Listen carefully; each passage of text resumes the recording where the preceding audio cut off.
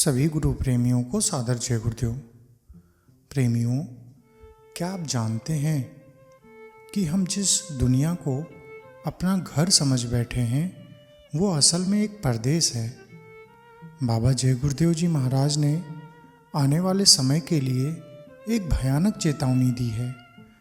एक ऐसा समय आने वाला है जब कुदरत करवट लेगी और इंसान की अकल काम करना बंद कर देगी। स्वामी जी ने साफ कहा है, समय बड़ा खराब आ रहा है। 5 करोड़ लोग नहीं रहेंगे।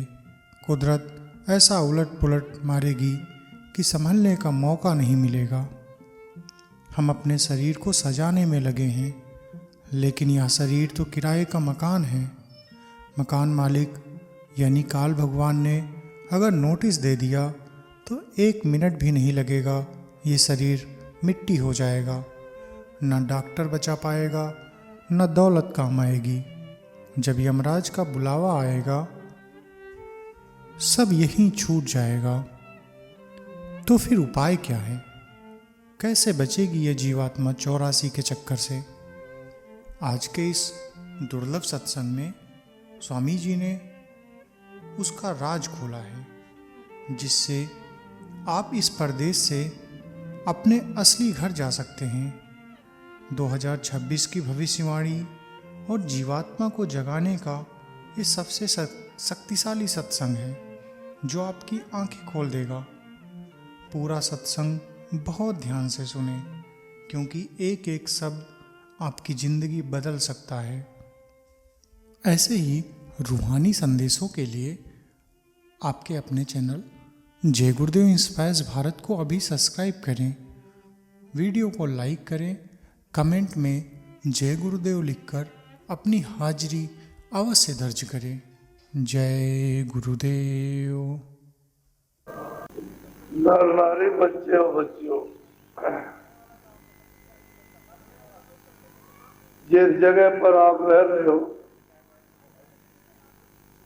इसका नाम है मृतलोक और ये परदेश है। ये आपका देश है, अंधकार और अज्ञान का देश। यहाँ ज्ञान और प्रकाश का है। और परदेश में आप अपना घर बना रहे हो। कितने युग और कल्प बीत गए, आपको इसका पता भी नहीं। ये नहीं तुम देख रहे हो, समझ रहे हो कि ये सब चीजें परिवर्तनशील है।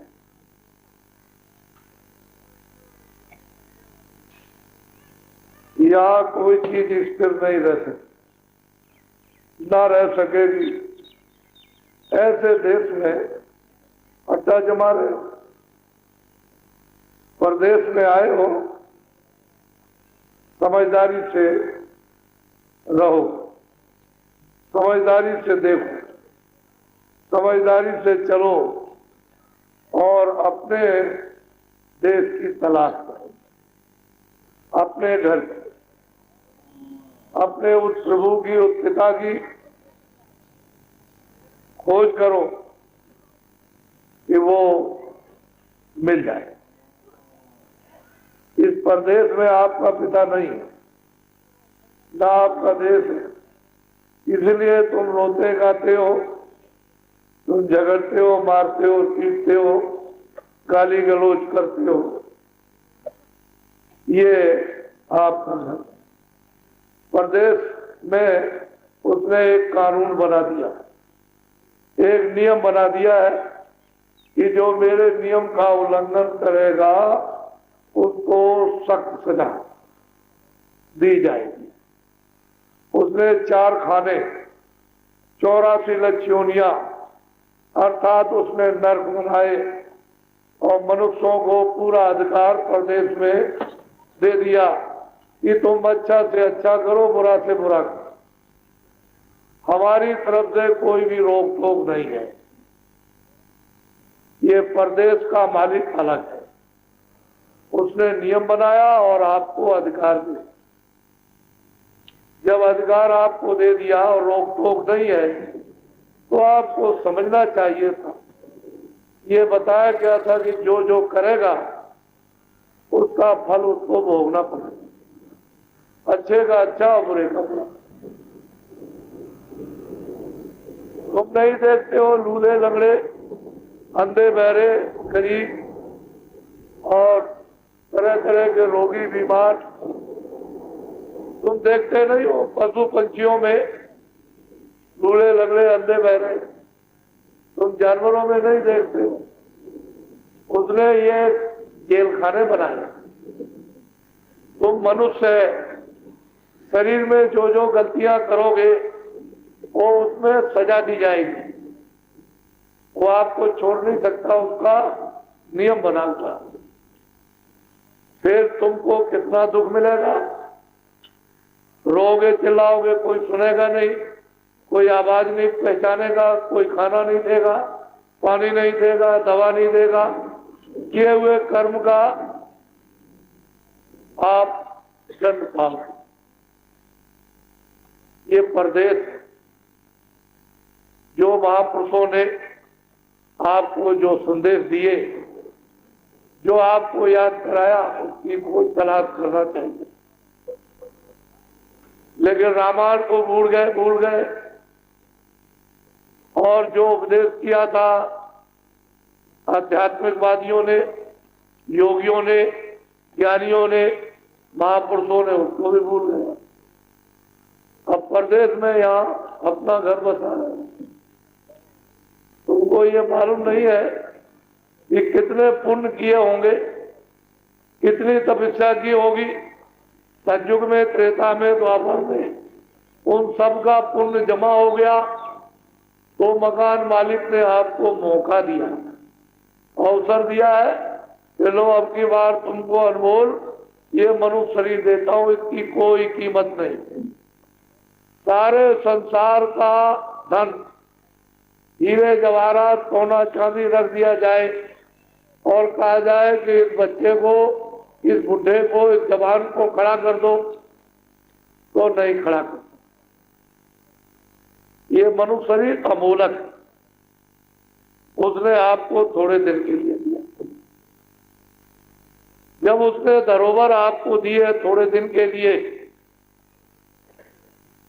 कि मैं स्वच्छ और शुद्ध और साफ पवित्र तुमको मकान देता हूं, तुम इसमें बैठ करके अपनी जीवात्मा को जगा। उसका मतलब ये नहीं था कि खेती छोड़ना, दुकान छोड़ना, दफ्तर छोड़ना, बाल बच्चों की सेवा, ये कुछ नहीं। खेती करो, दुकान करो, दफ्तर का काम करो, पहले बच्चों की सेवा करो। ये बताया था कि इसको शुद्ध रखना। हमारे दिए हुए औजार आंख है, कान है, जबान है, मन है, बुद्धि है, चित्त है और अंतःकरण, इसमें जो जीवात्मा बैठी उसको गंदा मत कर। तो आपने किसी की बात सुनी, किसी की तो गंदा कर दिया। उसने आपको तो थोड़े दिन के लिए दिया, समय पूरा होते ही, स्वाद की पूंजी तुमको मिली है, उसको पूरा होते ही फौरन मकान मालिक सिपाहियों को बुला के परवाना काट दिया। जाओ हरि सिंह, करम सिंह, श्यामवती ये रहती है, इसका समय पूरा हो गया, जाओ 1 मिनट भी न लगे मकान खाली। आवाज दे सिपाही, हे रामवती, श्यामवती, करम सिंह, तुम्हारा समय पूरा हो गया, मालिक का हुक्म हो गया है, तैयारी करो, मकान खाली करो। उनकी आवाज को सुनकर आप अंधे, बहरे, जबान बंद, गिर जाओगे, किसी को नहीं पहचानोगे, किसी की सुनोगे नहीं, सब लोग दौड़ पड़ेंगे, क्या हो गया, अभी तो ठीक था, ये क्या हो गया, कुछ नहीं। तब तक एकदम सीधे आए और सिपाही गिर पड़े। मालिक का एक उम्र मकान, क्या सेकंड लगेगा, मिनट लगेंगे? मन को, बुद्धि को, चित्त को, प्राणों को, जीवात्मा को इस किराए के मकान से निकालना। ये क्या है? माया की छाया। ये जो दिखाई देती है छाया, ये क्या है? माया की छाया।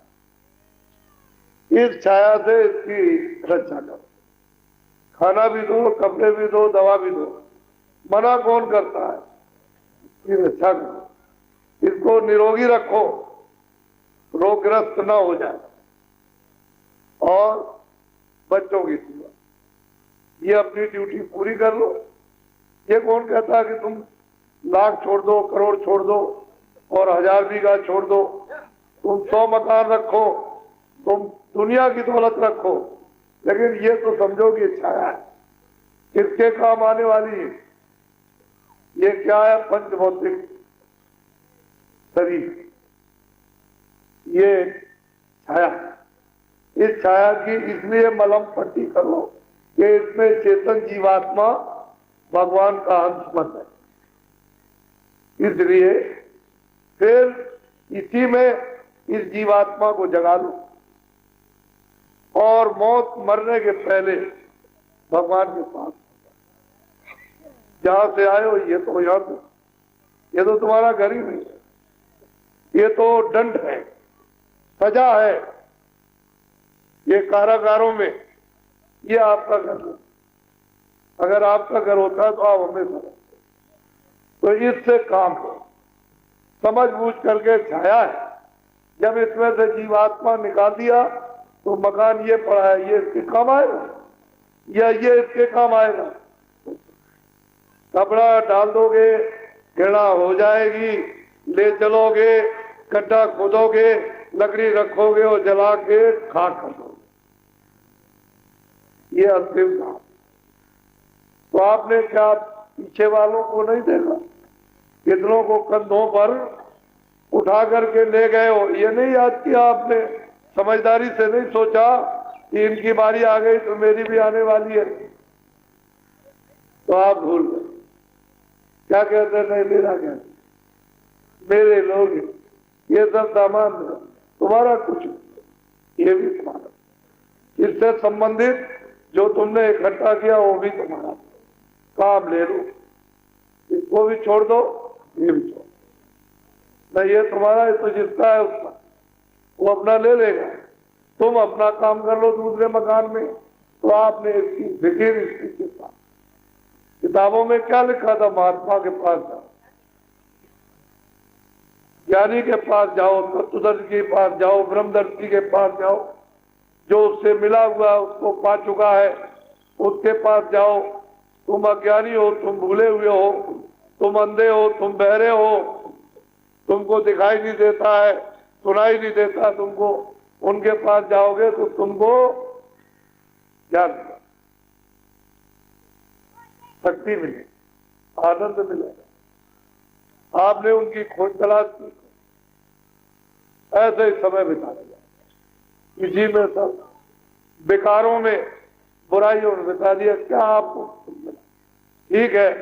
आपने सोचा था हमारे पास कुछ नहीं है, खेती हो जाए, दुकान हो जाए, नौकरी करें, हमको धन मिले, हम सामान ले, मकान बनाए, बहुत से सामान रखे, सोना चांदी जमा करें, सब कुछ किया आपने। किसके लिए?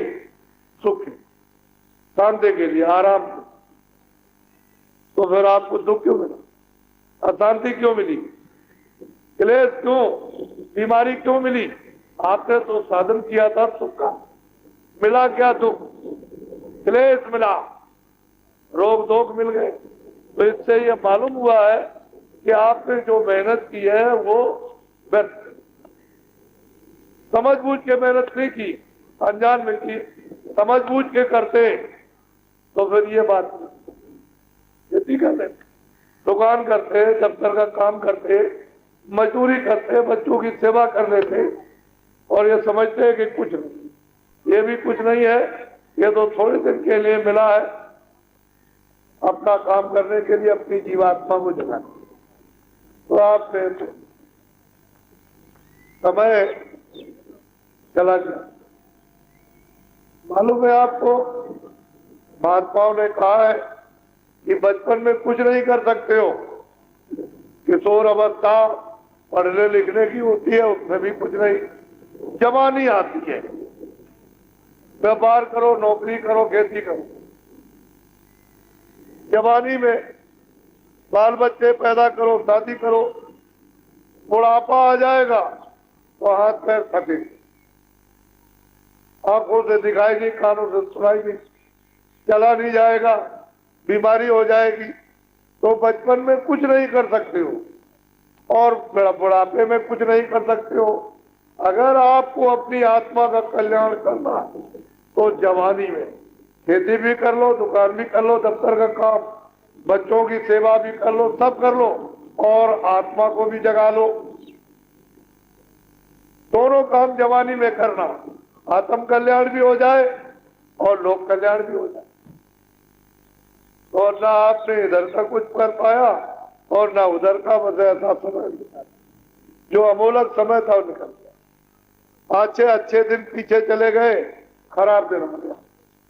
अब रात दिन शोक, घर की लड़ाई, परिवार की लड़ाई, भाइयों की लड़ाई, अड़ोस पड़ोस की लड़ाई, जात की लड़ाई, अरे इसकी लड़ाई और देश की लड़ाई, उसकी, ये सब इसमें फंसते हैं। और देख तो ये क्या है, सब अंधेरा है, ये सब उत्पाद।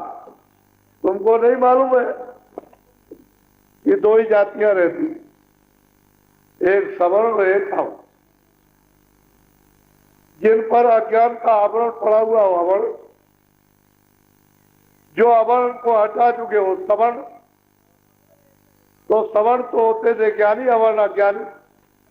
तो यही दो जातियां, कोई और जाति आती नहीं थी। उसने आदमी को पैदा किया था, एक अज्ञानी और एक ज्ञानी। अज्ञानी ज्ञानियों, ज्ञानी अज्ञानियों को शिक्षा दे, ज्ञान दे। ये बहू है, बेटी है, ये लड़का है, ये बड़ा है। सत्य बोलना, सेवा करना, आदर करना, चोरी मत करना, झूठ मत बोलना, ये मनुष्य की जो ज्ञान शिक्षा थी उसको सवर्ण, अवर्ण को शिक्षा दी। इसी के साथ साथ अध्यात्मवादी, जब अध्यात्म आत्मा को जगाने वाले और परमात्मा को प्राप्त करने वाले मिल जाए तो आत्म विद्या, योग लड़ाई हो जाएगी। ये भी नहीं समझ पाए कि हमको मनुष्य बनाया था, भगवान ने हमको अधिकार दिए थे और अच्छे बुरे की पहचान कराई थी कि ये अच्छा, ये बुरा, ये पाप, ये पुण्य है, इसको करना, इसको मत करना। ये दो ही बातें तो थी, तीसरी क्या बात, ये बुरा हो गया, इसके करने से दुख मिलेगा, तकलीफ मिलेगी, बीमारी मिलेगी, तरह तरह का क्लेश मिलेगा, गरीब हो जाओगे, लूले होगे, लड़ने होगे। ये अच्छा है, इससे तुम अच्छे हो। दो ही तो बातें, क्या बात है, यानी इसका ज्ञान कराएगा। और जब ज्ञान हो जाता था तो हम लोग अच्छाई बुराई को पहचानते थे, बुराई नहीं करते थे। आज के 50 साल पहले के जो लोग हैं, गांव-गांव में कितना प्रेम, गांव-गांव में कितना सेवा सत्कार, आदर, गांव-गांव के अंदर में, यानी सत्य बोलना, एक दूसरे के काम आना, अभी बहुत दिनों की बात तो नहीं। तो आपने तो ये सब छोड़ दिया, सगम गदर लड़ाई कर दी, वो मुसलमान, ये हिंदू, ये। अरे भाई तुम 100 बच्चे पैदा हुए हो। हमारे हिंदुस्तान में तो इतिहास में है कि एक माता ने 100 से भी ऊपर बच्चे पैदा किए। तो 100 क्या एक ही करे काम करेंगे, सब खेती करते रहेंगे। उसमें कोई मास्टर बन गया, कोई काश्तकार बन गया, तो कोई लोहार बन गया, तो कोई बढ़ई बन गया, तो कोई दर्जी बन गया, तो कोई झाड़ू लगाने बन लगा। अब तुम नहीं समझते हो, एक मजिस्ट्रेट है और एक अध्यापक है। लोग आते हैं लड़का देखने के लिए, कह रहे हैं मतलब वो तो अध्यापक है, हमको अगर मजिस्ट्रेट का लड़का मिल जाए तो बड़ा अच्छा हो। है दोनों भाई भाई, उसके यहाँ संबंध नहीं करते, उसके यहाँ।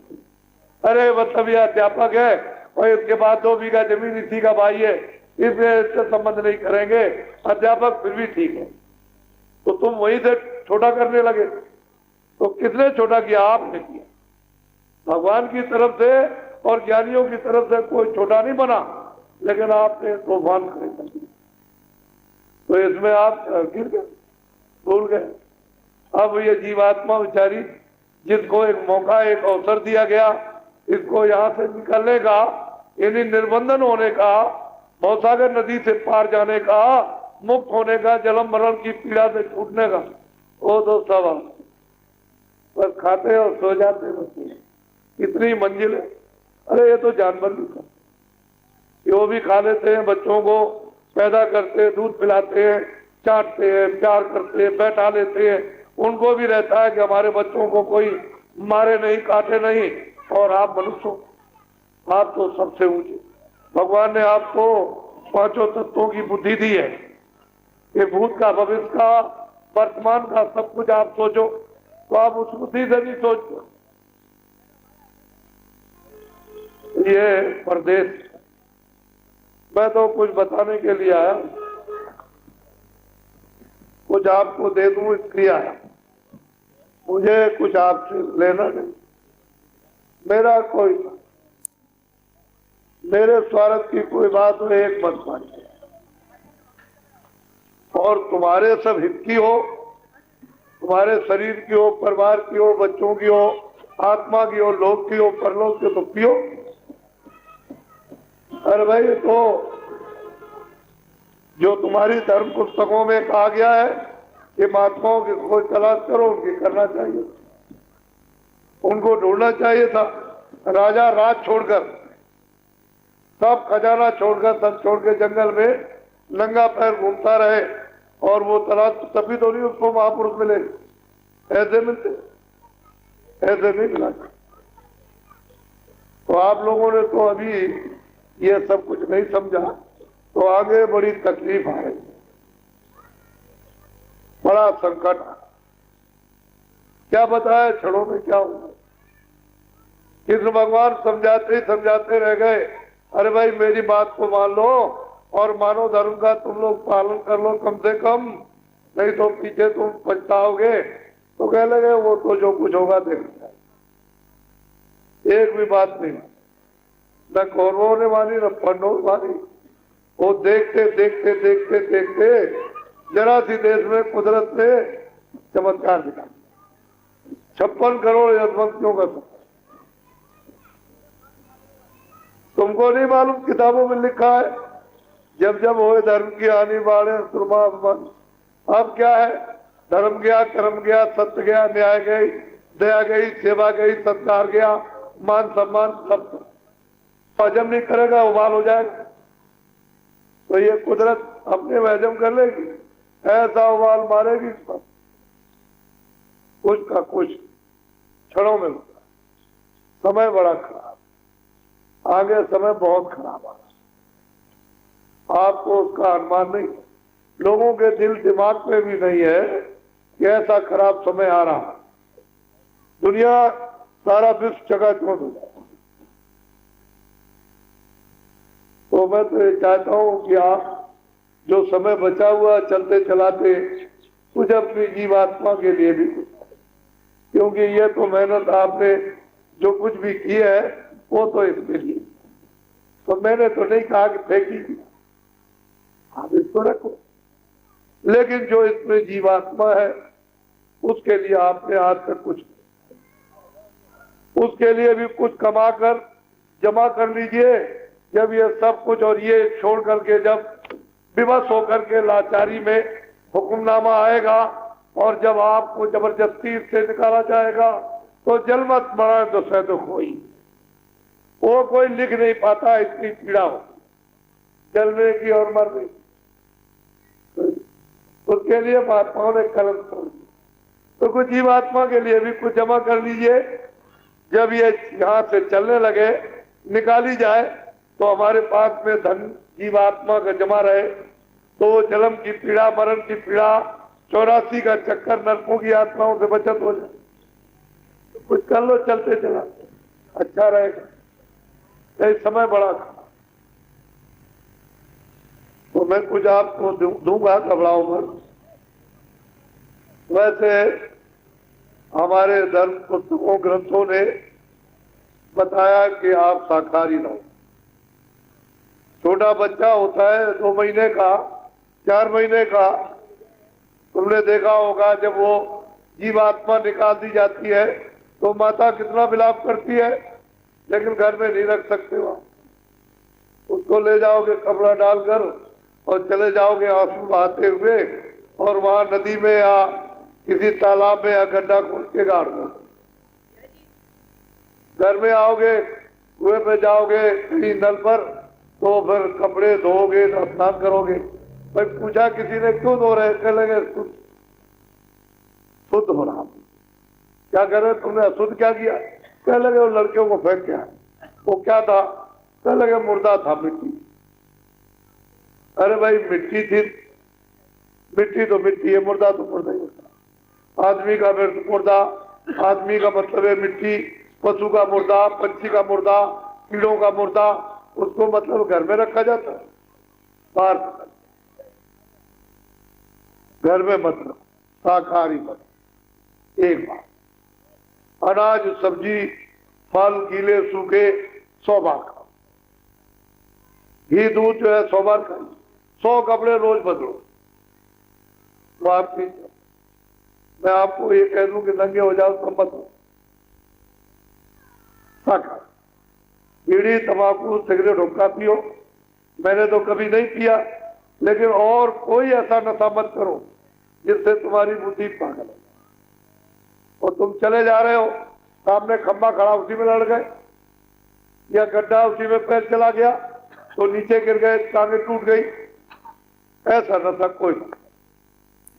समझ लो ये सब तुम्हारे हिस्से, बच्चों के लिए, बच्चियों के लिए, देवियों के लिए, घर के लिए। अरे भाई क्यों ऐसा करते हो? लोग के लिए, परलोक के लिए। ऐसा नशा करोगे कि बुद्धि काबू में नहीं, शरीर काबू में। क्या हो? घर का पतन, समाज का पतन, जाति का पतन, देश का पतन, अपना पतन, अपनी आत्मा का पतन। क्यों ऐसा कर? अरे भाई एक एक चीज चुनकर उसमें गांठ लगा दो, वही तुम्हारे काम आएगी। हैवान पशु मत बनो, मनुष्य इंसान बनो, यही तभी तुमको सुख मिलेगा लोक, और तभी तुमको परलोक का सुख मिलेगा। और तुम हैवान पशु बन गए, तुमको जीवन का क्या क्या तुमको मतलब है कि तुम्हारी आत्मा क्या गति होगी? इसलिए मोटी मोटी बातें जो है उसको सब लोग मिलजुल करके रहो। घर गृहस्थी में, अड़ोस पड़ोस में, भाइयों भाइयों में, अगल बगल में, जात पे जात कोई हो। हम तो कोई जात समझते नहीं, हम तो ये अज्ञानी और ज्ञानी, सवर्ण ज्ञानी है और अवर्ण जो है अज्ञानी हमारी। लेकिन तुमने जो बनाया, काम से जाति बना दी, तो तुम रखो। हम उसके लिए थोड़ी कहते मेड रख, लेकिन मनुष्य तो बन जाओ।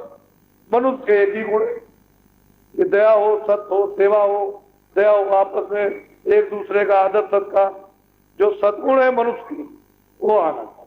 और इन गुणों के आने पर ही आप भगवान का भजन कर सकते हो, जीवात्मा को जगा सकते हो।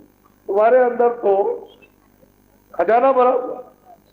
ये मनुष्य मंदिर में जीवात्मा दोनों आंखों के बीचों बीच बैठी हुई है, तो बाहर की आंखें जब तुम्हारी बंद हो जाती हैं तो ये सब देखना बंद।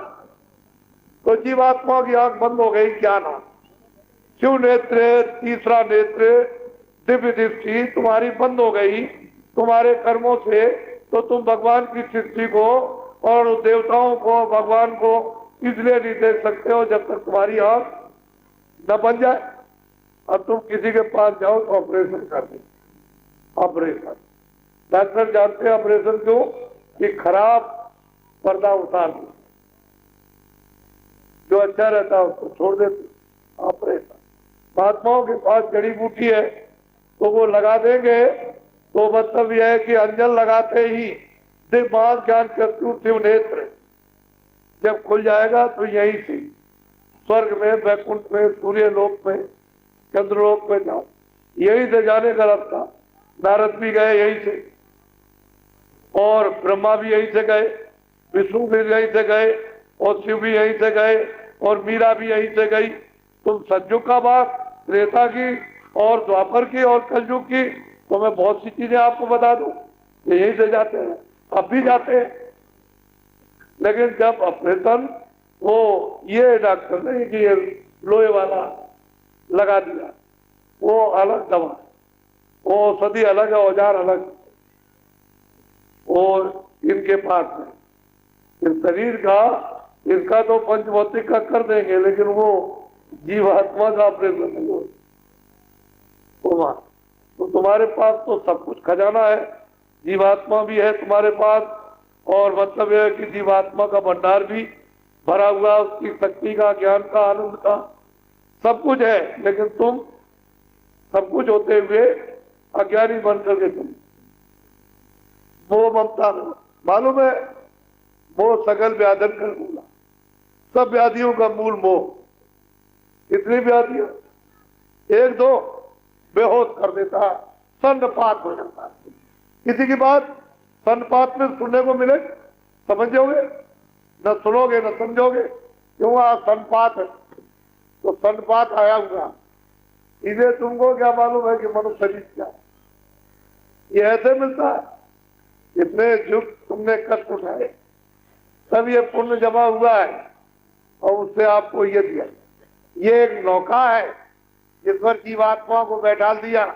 अब इसको इस नदी से बड़ा भारी सागर अज्ञान का, इससे पार उतार दो, तो यही से दरवाजा जाता है, यानी यही से उसको सवार कर दो और पार उतारो। पर जब महात्मा मिल जाए तभी हो सकता है ऐसे। तो आगे समय आपके लिए अच्छा,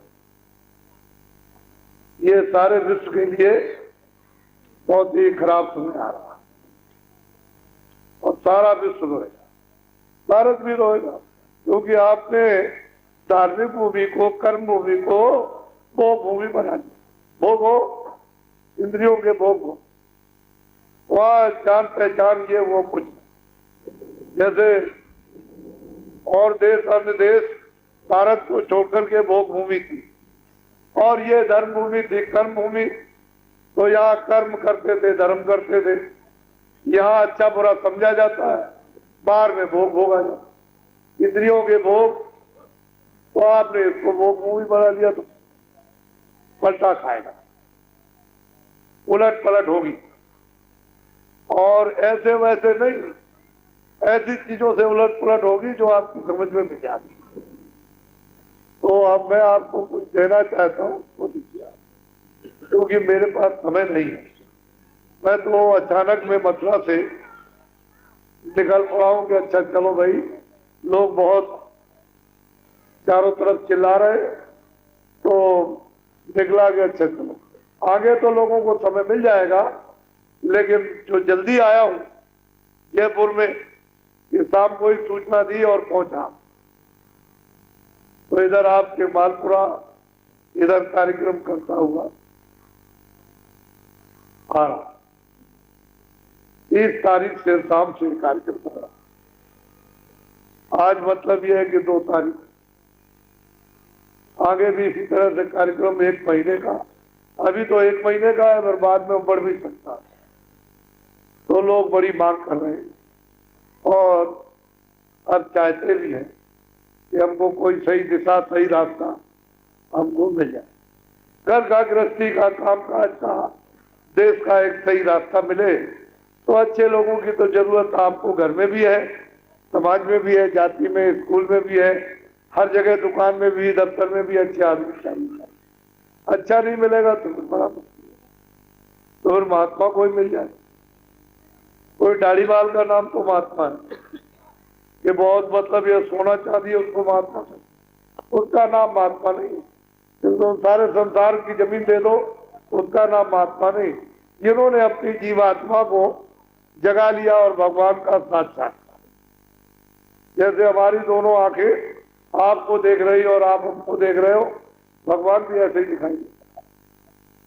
वो अरूप नहीं है, वो तो पहले ही रूपमान है, लेकिन तुम्हारी आंखें बंद है इसलिए वो अरूप है, उसका कोई रूप नहीं है। फिर तुम्हारी आंख बाहर की बंद हो जाए तो ये सारा संसार अरूप हो जाएगा, क्योंकि तुम किसी रूप को देख ही नहीं सकते हो। तो उधर की आंख बंद हो गई, कहते हो भगवान अरूप है, उसका लोक उसके अरूप है, स्वर्ग वैकुंठ अरूप है और ब्रह्मांड अरूप है, वो सब आंखों से दिखाई देते, सबका सबकी रचना। ये क्या रचना? ये तो कुछ भी नहीं है। या ये क्या चीज है? कुछ ये सूरज उरज का कुछ नहीं है प्रकाश। ये तो जैसे मतलब यह कि यहाँ पर जैसे वो चुगनू जैसे चमकता वैसे, और वहां तो प्रकाशित थी, कभी सुबह शाम होती नहीं।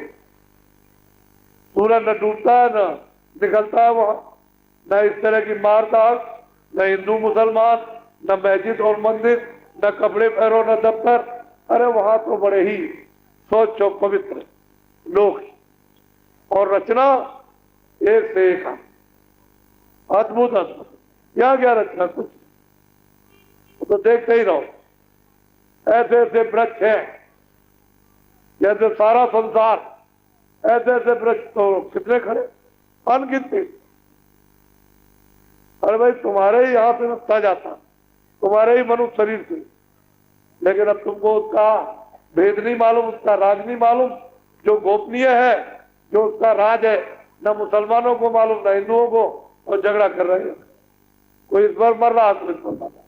आखिर मनुष्य को मारकर कितना बड़ा अपराध लगता है, छोटा मोटा अपराध लगता, मनुष्य मारने की बहुत बड़ी हत्या होती है, बहुत बड़ी सजा मिलती है। इसलिए मैं तुमको कहना चाहता हूं, आप लोग कुछ ले लीजिए, मेरे पास समय नहीं, और मेरे पर मेरी मांग इतनी है कि दोबारा यहाँ आना बड़ा मुश्किल। मैं सब प्रांतों में घूमता रहता हूँ और सब प्रांतों में मांग रहती है। वैसे तो मैं 56 से राजस्थान में आ रहा हूँ, मेरा इधर बहुत भ्रमण किया हुआ है। ऐसा नहीं है कि मैंने करीब पूरा राजस्थान देखा, तो कोई हाथ से तो मैं नहीं आ रहा हूँ। महाराष्ट्र मेरा देखा हुआ, गुजरात मेरा देखा हुआ, वहां मतलब मध्य प्रदेश है, उड़ीसा है, आपके केरल है, आपके मतलब तमिलनाडु, आपके मतलब यह है कि आंध्रा है, मैं इधर आसाम में, नागालैंड में, मेघालय, आपके बंगाल में, बिहार में, इधर मतलब हरियाणा, मैं घूमता ही रहता हूँ और लोगों को एक सही उनको दिशा देता हूँ, भाई तुम ये सब काम करते हो। और मैं किसी को साधु नहीं बना, मैं किसी को साधु नहीं बना, सब अपनी अपनी गृहस्थी में रहो, जो काम करते हो अपना कर, खेती दुकान दफ्तर का, बच्चों की सेवा का, आए गए सत्कार का।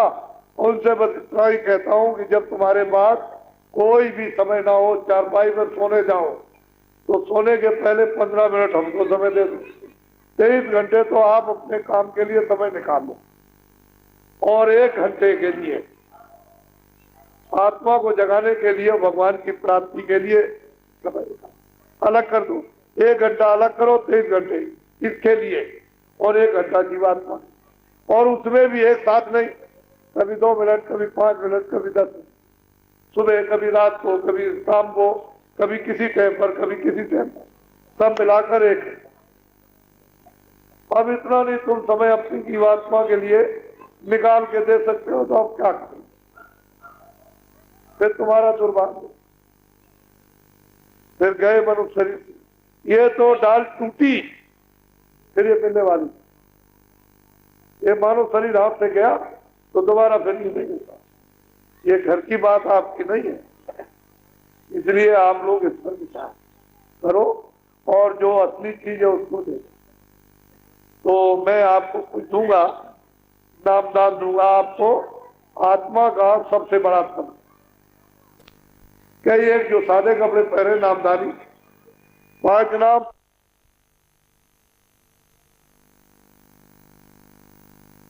और इनमें से कोई याद कर ले और पूछा जाए तो उसको बता दो, टाट वाला मिल जाए, या आप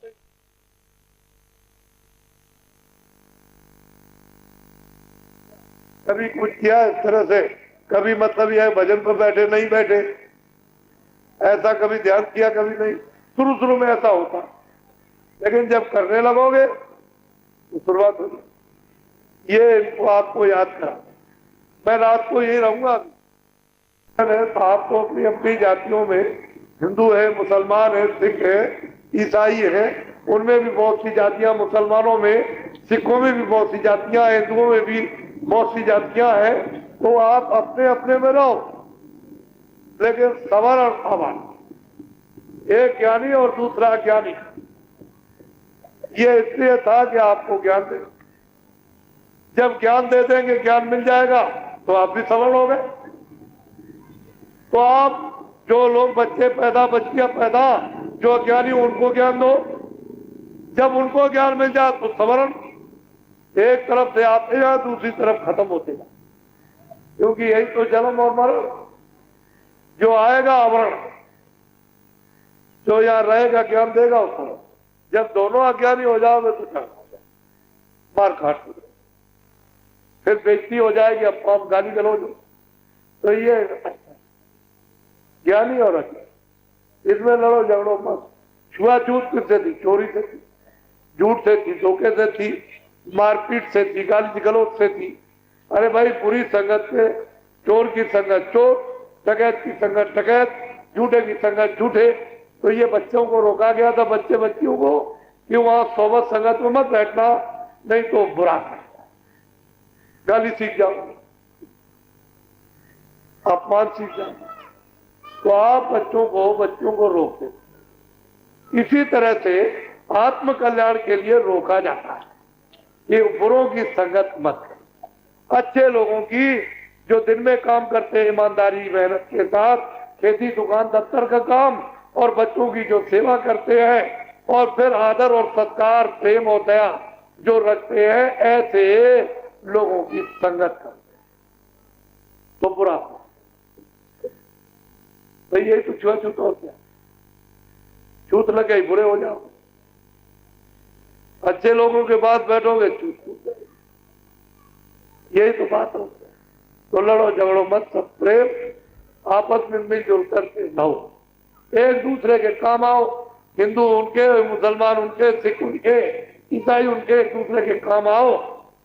तुम इबादत करो, तुम पूजा करो, वगैरह ये पाठ करें और वो प्रार्थना करें, लेकिन जब तक नहीं समझ में आता तब तक कुछ न कुछ करो।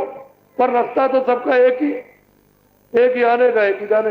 वो तो महात्मा फकीर मिलेंगे तब कुछ होगा। तो जो कर रहा है वो करो, करने दो, लड़ते झगड़ते। एक बात, आंदोलन, तोड़फोड़, हड़ताल, जब आंदोलन नहीं चला था तो मैं भारत में था। 30 साल सत्याग्रह मैंने देखा, और 44 साल आजादी मिल गई मैंने देखा। मैंने खुद अपने हाथों से खरीदा। मैं आपकी बात को कैसे मान सकता? मैं खुद ही भुक्तभोगी हूं। और 2 पैसे का खद्दड़ का मोटा कपड़ा गज होता, मीटर नहीं था, गज।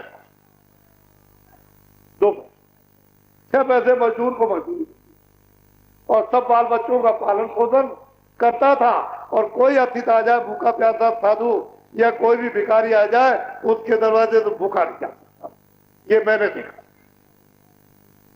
आप कोई आ जाए तो आप इधर मौका देते, जो भूखा प्यासा आ जाए या कोई साधु आ जाए, ऐसे मुंह घुमा लेते हो। वो घर शमशान है, मसान मरघट है, तुमने मुंह फेर लिया। अरे उसी से तो तुम्हारी पुण्य भावना, तुम्हारी कर्म भावना, तुम्हें विवेक आएगा। तो ऐसे मुंह घुमा लिया, ऐसा नहीं, हमने देखा था।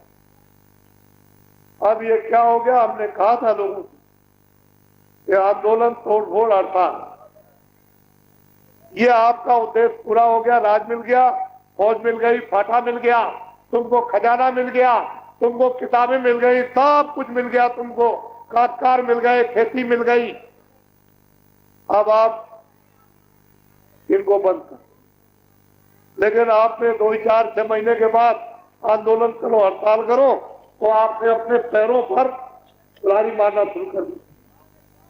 अरे भाई, देश आपका है, ये सब आपके हैं, कारखाने आपके, रेलें बसें आपकी हैं, खेती आपकी है, दुकानें आपकी, तो आप इनको काटने लगे। तो आपने किस बार भाई रोज रोज काम आए? क्या रोज दुकान करते हो? कभी कभी।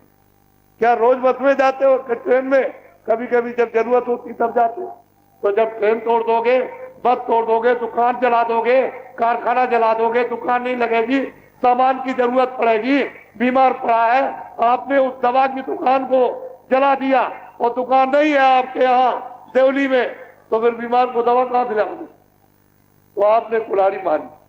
तो आपका देश है, ये बच्चे आपके हैं, ये सब आपके दफ्तर आपके हैं, और ये सब फौज फाटा और ये सब आपका है, तो आप ये क्यों करते हैं?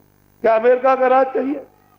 मैंने आपको समझाया था कि आप रोगे चिल्लाओगे तो आप अब इस दशा में पहुंच गए और काटो। अच्छा, सबको जला दो, सबको माटा लो, पूरे के पूरे देश को खत्म कर दो, तो आपको क्या मिलेगा ये हमको बताओ। अरे मिलेगा पालन पोषण। राजा वही है जो प्रजा का पालन पोषण करता है, जान माल की हिफाजत, सबको न्याय देता वो। जो सबको लूट ले, जान माल मारे, नुकसान कर दे, अन्याय करे, तो राजा किस बात? हमने कहा था कि काम मत करो, तुम नुकसान उठाओगे। आज ये दशा आपके सामने हो। तुमने महंगाई देखी है? तुम अभी महंगाई को अभी तुम क्या समझोगे महंगाई क्या चीज है? तुमको मालूम क्या लड़ाई झगड़ा, ब्राह्मण ब्राह्मण, छत्री छत्री, हरिजनों का, इनका उनका, हिंदू का, तुमको क्या मालूम है कि झगड़ा किसको कहते हैं? अभी तुमने देखा क्या? अभी कुछ नहीं देखा। ये अभी तकलीफें कुछ नहीं आगे आने वाली। ये अभी तक 44 सालों में ये तकलीफें कुछ नहीं है, आगे आने। तुमने अकाल सूखा और भुखमरी तुमने अभी कहां देखी? तुम सीधे रास्ते पे अच्छा रहेगा, जो बात है वो मानो, वो सब तुम्हारे इसलिए तुम लोग होश। अभी मैं 20 बरस से चिल्ला रहा था कि अच्छा समाज हो, अच्छे आदमी हो, देश को चाहिए, स्कूल को चाहिए, परिवार को चाहिए, पत्नी को चाहिए। अरे भाई मतलब है क्या जगह रहा को चाहिए, अच्छा आदमी, अच्छा समाज चाहिए, तो तुम उस बात को सुनते नहीं रहे। अनसुनी कर दी, देखा जाएगा, देखा जाएगा। अब सब रोगी हो गए, सब भोगी हो गए, सब चिल्ला रहे, सब परेशान हो गए, सब आपस में फंस गए चारों तरफ से। तो अब क्या होगा? अब आप उसको समझ लो, समझ लोगे तो जल्दी कुछ आ जाएगा। तो आगे समय बड़ा खराब है। आपको बाबा जी की एक भी बात जो बैठ करके मंच पर बोल के जाएंगे, वो एक बात झूठ होने वाली। इधर उधर हमारा कोई सारा तो एक बात पड़ता है, तुम्हारे सब हित की बात हो, उसको तीनों लोग के लिए भी, परलोक के लिए भी, सारा विश्व। अब तो मतलब है कि आगे कार्य होने जा रहा, सारा विश्व इसमें चिल्लाएगा। ये क्या रुपया पैसा अर्थ, इसमें सारा विश्व चिल्लाएगा कि हमारे देश में, वो कहेगा हमारे देश, वो कहेगा हमारे देश, वो कहेगा हमारे देश, वो तुम कहोगे हमारे देश में, और ये क्या हो गया और ऐसा क्या? तुम समझते हो? ये इतने छोटे बड़े 1.5 साल का, ये नौजवान बेचारे बच्चे स्कूलों में पढ़ते हैं, कभी आपने इनके लिए कभी ख्याल किया इनका क्या होगा? ये पढ़ लिख करके जो डिग्री प्राप्त कर रहे हैं, इनको काम नहीं, इनको नौकरी कहां से मिलेगी? नौकरी कोई जन्म देती है? पहले सोच लो। अरे जो कारखाने आपने खोले हैं, वो तो आपने ऐसा नियम बनाया कि 100 में से 80 कारखाने बंद, हर जिले के, बंबई के, कलकत्ते के, इंदौर के उसके हर जगह के बंद है। आप तो ये बताओ, वही बेचारे जो काम करते थे वही खाली बैठे हुए, तो इन बच्चों को किधर से काम मिलेगा? कभी आपने इस जनशक्ति के बारे में कुछ सोचा है? कुछ नहीं। बाबा जी से कहे तो नाराज हो जाओगे। अरे भाई भारत की आबादी 2 अरब की होगी, वो मैं नहीं मानता। 2 अरब की आबादी भारत की हो गई। जब जनगणना करा लो, अगर उससे आदमी 10 ज्यादा निकले तब कहना आप 2 अरब की आबादी, ये बच्चे पढ़ते किधर से काम मिलेगा? तो इनको ऐसा विधान बताओ, बनाओ, सेठ साहूकारों को कहो हम ऐसा विधान बनाते हैं, तुम जमीन से कहीं से भी निकाल के ले आओ, तुमसे पूछा नहीं जाएगा, और तुम छोटे बड़े कारखाने लगाओ और ये काम करो कि जितने भी बच्चे स्कूल से निकले सबको काम दो, नौकरी काम इनको दो। अगर ये सेठ साहूकार कह दें कि हाँ हम कहीं से भी लाएंगे, आप विधान बना दीजिए, हमसे पूछा ना जाए, तो मतलब यह है कि हम सब छोटे बड़े कारखाने लगाए, इनको काम दे देंगे। तो जो बच्चे स्कूल से निकले उनको फौरन काम और नौकरी। इसमें जात पात का क्या झगड़ा, जो निकले उसको फौरन काम और नौकरी, तो सबकी समस्या समाधान होगी। और आप बुला रहे हो बाहर से, चलो आओ, चलो पूंजीपतियों, इससे मालूम है कि आपके पास कुछ नहीं रहेगा, कुछ नहीं आपके पास, कुछ है ही नहीं है। बाहर का कर्जा लिया है 100 खरब का, और फिर उसके बाद और पूंजीपतियों को बुला रहे हो। जब पूंजीपति यहाँ शिथिल हो जाएंगे तो तुम्हारे ऐसे क्या बचेंगे, सबको खरीद लेंगे, बड़ी बड़ी पोस्ट के लोगों को खरीद लेंगे। तो ये भारत का आदमी बड़ा लालची है, कुछ नहीं कर सकते, तो सारा देश फिर गुलाम हो जाए, तुम रह जाओगे, फिर रोगे चिल्लाओगे, फिर कुछ नहीं। बाबा जी जो कहे उसको समझो, क्या कह रहे हैं वो समझो, इनको दो कि हम ऐसा कानून बनाते हैं, हम बैंक से पैसा नहीं देंगे, तुम कहीं से भी जमीन से ले आओ और छोटे बड़े कारखाने लगाओ और बच्चों को काम नौकरी दो, ये सब करेंगे। इनके पास में कीटाणु है, लेकिन तुम कुछ नहीं, बाहर से बुला लोगे, यहाँ का जो काम लगा मजदूर खत्म, और ये बच्चों को कुछ नहीं मिलेगा, और फिर एक तरफ से जब भगदड़ होगी तो कोई आदमी काम कर लेगा, वो चिल्लाएगा हमारा नुकसान हो गया, ये हो गया, हो गया। हम इसको नहीं, रस्ते से महात्माओं की बात हित कर, जो महात्मा कह के गए उन्होंने सब मानव प्राणियों के लिए हित की बात, अनित की बात कभी नहीं की है। तो समय बड़ा खराब, हर जगह ये आवाज जंगलों जंगलों में पहुंचा देती है। जैसे भी होगा वैसे अभी हम सब तैयारी कर रहे हैं, सब जगह बात पहुंच जाएगी, सब तुम्हारे कानों में आएगी।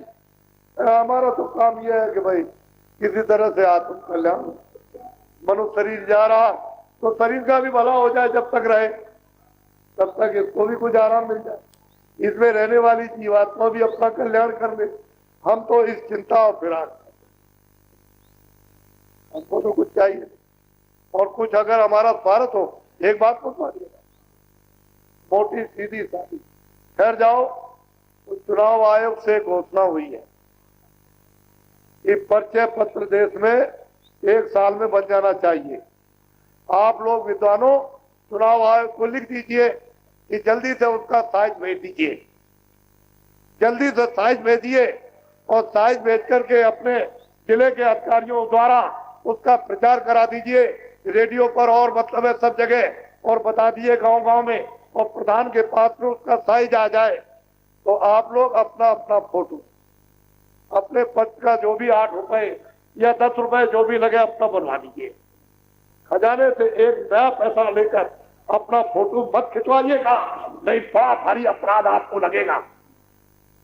अपने फोटो अपने पैसे, कोई पैसा किसी का मत लीजिएगा, छोटे बड़े, ये भारत देश हमारा हर तरह से त्यागी है। अपनी फोटो अपने पैसे से उसको लिख दीजिए कि शायद जल्दी भेजिए आप अपने अपने जिले में और गांव गांव में जल्दी, और फोटोग्राफरों को फौरन मतलब यह कि लाइसेंस आप दे दीजिए और जल्दी से जल्दी, और वो यहाँ पर आ जाए और आकर के गांव प्रधान, यानी जब वो फोटो जब उनकी तैयार होने लगे परिचय पत्र, तो फौरन रजिस्टर पर ग्राम प्रधान अपने रजिस्टर पर और उस पूछे कि तुम्हारे घर में कितने बच्चे और कितनी बच्चियां, कोई पैसा यानी भारत की जनगणना का नहीं लगेगा। तो चिल्लाते हो कि बड़ा पैसा खर्च होगा, इसमें भी कुछ पैसा नहीं लगेगा और उसमें भी नहीं लगेगा, और भारत की जनगणना और परिचय पत्र हर जगह काम, कोर्ट में, कचहरी में, देश में, विदेश में, कहीं भी हर जगह काम आएगा। उसमें कुछ नहीं करना, उसमें फोटो और आपका दस्तखत और सरकारी अधिकारी का नंबर हर जगह पर फौरन दिखाया और दस्तखत कराइए, ये और आप दस्तखत कीजिए, ये मेरा एफिडेविट है। दोबारा कुछ नहीं, एक नहीं, चीनी ले आओ, कोई सामान ले आओ, किसी जगह पर कहीं भी, अरे परिचय पत्र तो ये ड्राइवरों के बने हुए हैं, प्राइवेट गाड़ियां चलाते हैं, उनके बने हुए हैं। तो आप लोग परिचय पत्र अपने पैसे से बनवाइए, उस पैसे को खर्च मत कीजिए, लग जाएगा तो आप लग जाएगा, ये समझ लीजिएगा। इसलिए मैं आपको ये बता देता हूं ताकि कहीं आप धोखे धड़े में न रह जाएं। और वो जो कहे कि सरकार हमको दे दे, वो अपना आप ले लीजिए, जमा कर लीजिए, अपने पास ले जाइए, जेब में रख लीजिए वो आप। लेकिन भारत की जनता अपना परिचय पत्र आपके पैसे से नहीं बनवाएगी। आप वहां से साइज भेजिए और मतलब यह लाइसेंस शुदा फोटोग्राफर और अधिकारी ये अपना पैसा दे दी। इसलिए परिचय पत्र बनवा लीजिए, देर मत कीजिए आप। जल्दी से बहुत सुहावना समय आया और फिर आपको अच्छे आदमी चाहिए, फिर चिल्लाओगे आप। अच्छे आदमी, अच्छा समाज कहाँ मिलेगा आपको? अरे उसका रास्ता तो निकले, तो भगवान कोई रास्ता निकाली दे। हम तो ईश्वर में विश्वास रखते, कोई ना कोई निकाली देगा। अच्छा बोलो जय गुरुदेव। अच्छा हमसे कोई गलती हो जाए तो आप क्षमा करते रहे। मैं तो आपका छोटा सा सेवक हूं, मैं कोई महात्मा नहीं हूं, कभी मत मानिएगा। न मैंने कभी किसी से कहा मैं सेवक हूं। मेरा काम ही है मन को, बुद्धि को, चित्त को, अंतःकरण को, जीवात्मा को साफ करना, रगड़ना। उसको तो बड़ी गंदी है, उसकी सफाई करना तो मेरा काम है सेवक। सेवक मैं सेवक। आप कभी नहीं भूलेंगे आश्रम में मत। मैं जय गुरुदेव नाम का कुछ गलती हो जाए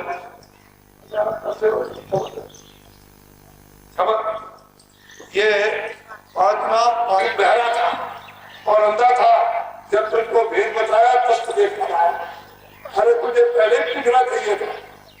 ये विचार इस प्रदेश में छोड़ इसे खाली करना है। ये तुम्हारा नहीं है, तुम जो सोच रहे हो। बोलो जय गुरुदेव। मैं बच्चों को बताऊं।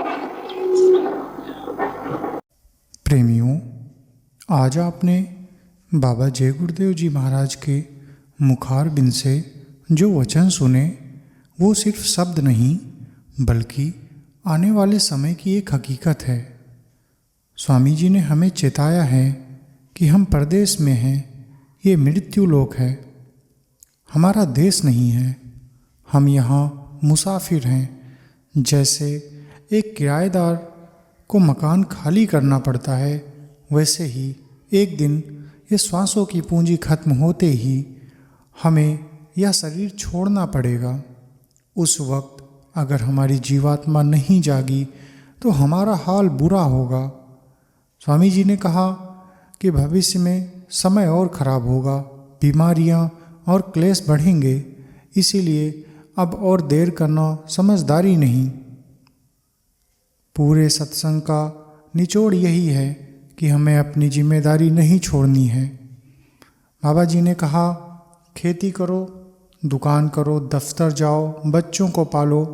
23 घंटे आप दुनिया को दे दो, लेकिन 24 घंटे में सिर्फ 1 घंटा अपनी जीवात्मा के लिए निकालो। क्या हम इतना भी नहीं कर सकते?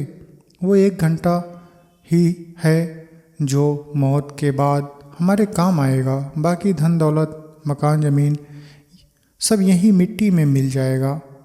अगर जवानी में भजन नहीं किया तो बुढ़ापे में हाथ पैर कांपेंगे, तब क्या कर पाओगे? इसीलिए सुमिरन, ध्यान और भजन समय से, आज से, अभी से तय करें। स्वामी जी ने इस बात पर भी जोर दिया कि इस मनुष्य मंदिर को गंदा मत करो। यह शरीर भगवान का दिया हुआ अनमोल तोहफा है। इसे मांस, मदिरा और नसों से अपवित्र मत करो, क्योंकि जब यह मंदिर साफ होगा तभी इसमें बैठी जीवात्मा जागेगी। जब जीवात्मा जागेगी तभी वो दिव्य दृष्टि खुलेगी, जिससे हम परमात्मा को देख पाएंगे। याद रखें, अच्छे लोगों का संग करें, दया और प्रेम का भाव रखें, हिंदू, मुस्लिम, सिख, ईसाई, ये सब बाहर की बातें हैं। अंदर हम सब एक ही परमात्मा के अंश हैं। अंत में ये सत्संग हमें यही सीख देता है कि मौत अटल है और वो किसी भी पल आ सकती है। यमराज का सच यही है कि वो बिना नोटिस के आता है। इसीलिए जब तक सांसें चल रही हैं अपनी आत्मा का कल्याण कर लो। बाबा जी की दया और नामदान की डोर पकड़ लो। आने वाला समय चाहे जितना भयानक हो, जो गुरु के वचनों पर चलेगा उसकी रक्षा जरूर होगी। मालिक आप सब पर अपनी दया मेहर बनाए रखें। अगर इस सत्संग ने आपके दिल को छुआ है तो इसे अपने परिवार और मित्रों के साथ जरूर शेयर करें ताकि वे भी इस सत्य को जान सकें। जुड़े रहें जय गुरुदेव इंस्पायर्स भारत के साथ। चैनल को सब्सक्राइब करें और घंटी का बटन दबाएं। जय गुरुदेव।